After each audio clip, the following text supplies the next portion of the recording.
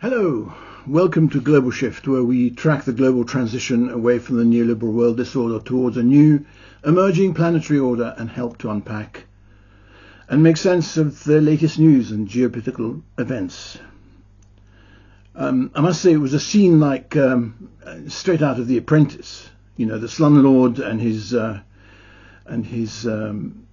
mean, demented lawyer trying to find ways of escaping his father's shadow and becoming a magnate in the world of slums, like his father. In reality, we're talking about the White House here.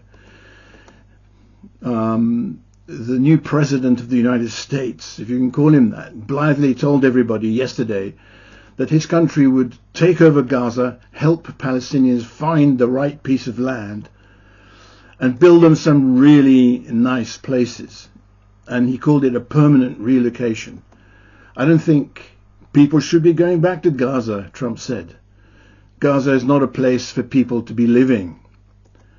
Anyway, this stuff isn't new.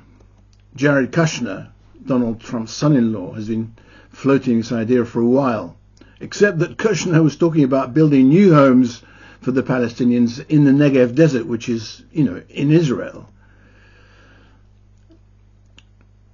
Trump, on the other hand, was talking about relocating Palestinians to Egypt and Jordan. Well, he was floating the idea of Albania and Indonesia and God knows where else. But anyway, Egypt and Jordan seem to be the targets at the moment. It isn't clear what he means, though. Is he talking about the terrorized 2,100,000 Gazans still left after the ruthless campaign of extermination? But why is he talking about Jordan if he isn't talking also about the 2,900,000 West Bankers that are now beginning to be dealt the same terrifying hand as the Gazans suffered before? And finally, what about the 2 million Palestinians who are actually Israeli citizens, walking against the walls and, hiding in the shadows in Israel proper? Anyway, if we go back to 2018, American media began talking about the deal of the century during Trump's first term. That, at the time, Jordan's King Abdullah had completely rejected. He did that in March 2019, calling any such idea a sort of red line. Egyptians followed suit. Trump ignored them and unveiled his vision under the title Peace on the Path to Prosperity. That was on the 28th of January 2020. It envisioned a state of Palestine that would be a future state and could be recognized by the United States only if the criteria described in this vision, I'm quoting from the PDF file, which I've actually linked into an associated article, which I'll put on the video description box below. That future state could be recognized by the United States if the criteria described in the vision are satisfactorily met. Obviously, the Palestinians are not consulted one iota on this vision. Now, there are three main reasons why Trump's plan will just not happen. Assuming that he is unrealistic enough to be sincere about this new deal of the century, and it isn't just a political ploy to take the initiative away from Netanyahu and to put a sort of temporary stop on the war in Gaza while a new political process starts within Israel. We can't discount that. Elections to get rid of Netanyahu have recently been demanded by Ehud Barak, and controversy actually stalks Miriam Adelson's demand for the same. The Zionist lobby has so far railroaded Netanyahu's interests over the actual imperial interests of the United States, which were represented in Congress by its most senior elected Jewish politician, Chuck Schumer, who, under the last Biden presidency, actually called also for Netanyahu's replacement. But anyway, let's leave that till the end. So, the first reason that Trump's plan will not happen is the same as last time, given that the history of peace negotiations with Israel and the United States has been a history of fakery and deception, from the Camp David Accords mediated by Jimmy Carter down to the Oslo Accords 1 and Oslo 2 mediated by Bill Clinton. And, you know, we have to remember that when we come to Oslo 2 in 1995, Netanyahu was directly responsible for the assassination of the Israeli peacemaker at the Oslo Accords, Yitzhak Rabin. And that is even though Rabin himself wasn't giving that much away in the Oslo Accords. But given this history, how is anybody in his right mind of the opinion that the Palestinians are going to cooperate with anything like this deal of the century? I mean, this is obviously why the Palestinians were not consulted in the deal last time or this time. They're going to have to be physically dragged to whatever really nice places Trump has in mind for them. And this brings me to the second point. This complete and utter lack of trust, not in the intentions of the Israelis per se, but in the word of American politicians, means that there has to be war again. And given that this is precisely what the deal of the century wants to avoid, means that we have yet another Trumpian contradiction. This Trumpian contradiction is, perhaps unlike last time, irresolvable with the classic Alexandrine cut of the Gordian knot, or use of brute force. This has already been tried. Israel's military has dropped over 85,000 tons of bombs on the Gaza Strip between October 2023 and November 2024, exceeding the amount of explosives used in World War II. This failed.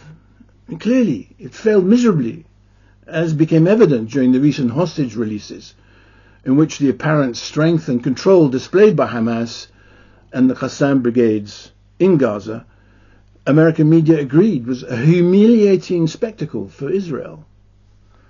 And indeed, Daniel Levy, former Israeli negotiator at the Taba summit for the Oslo II peace process, has explained in a recent video, again attached to an associated article, and which I'll put in the video description box below. Daniel Levy explained in a recent video that the shock defeat at Hamas's hands not only has uncovered completely Netanyahu's lies and, in his words, fractured the Israeli psyche. Levy's point, however, needs to be considered from the Arab point of view as well.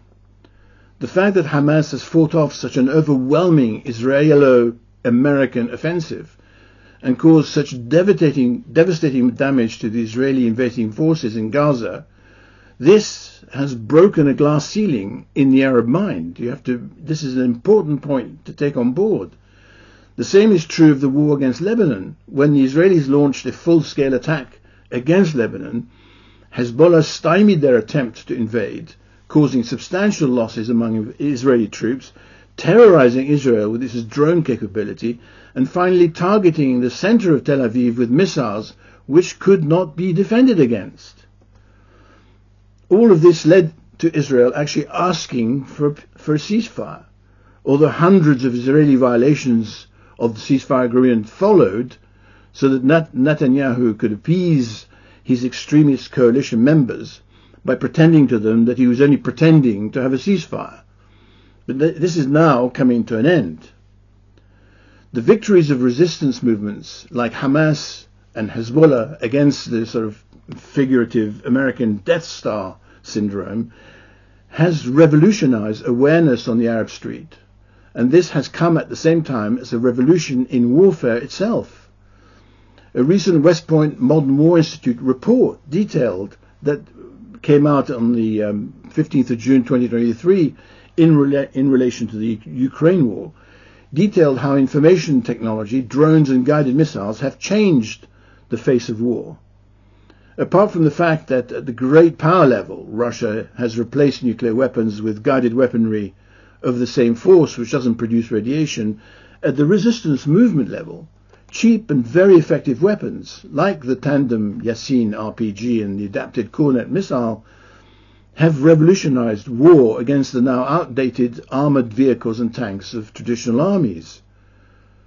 And this has been even more devastating at sea against US naval battle groups, with the Ansar Allah movement effectively controlling the Red Sea during the Israeli-Gaza war with its guided missile and drone capability.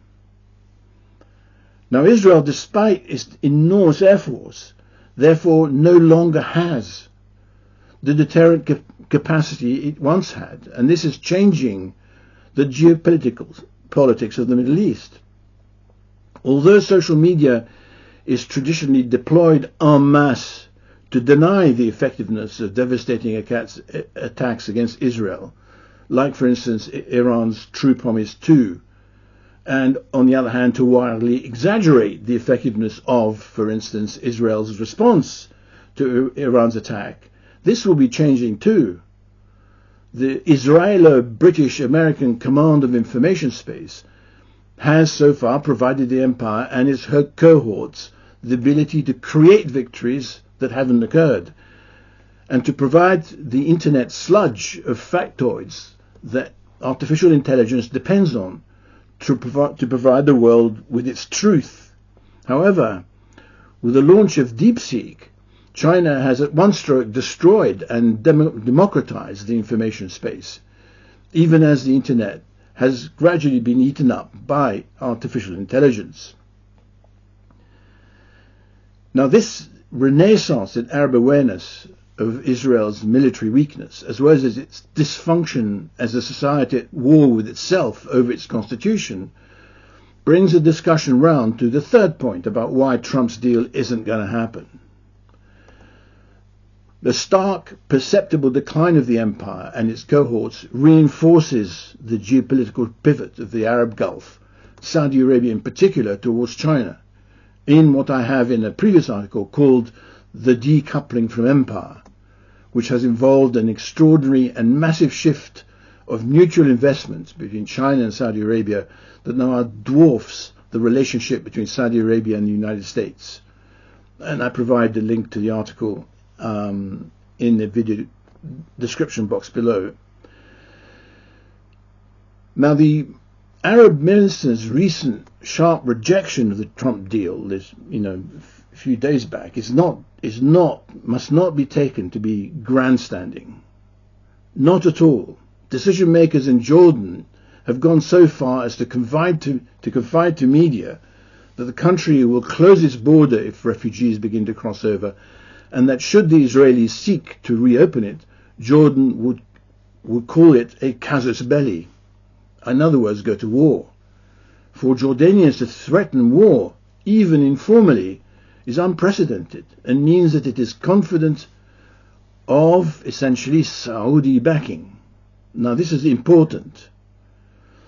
Ever since it has become clear that Israel's new right-wing government has a plan for a greater Israel that includes most of the Middle East, Arab leaders have quite naturally united against this threat.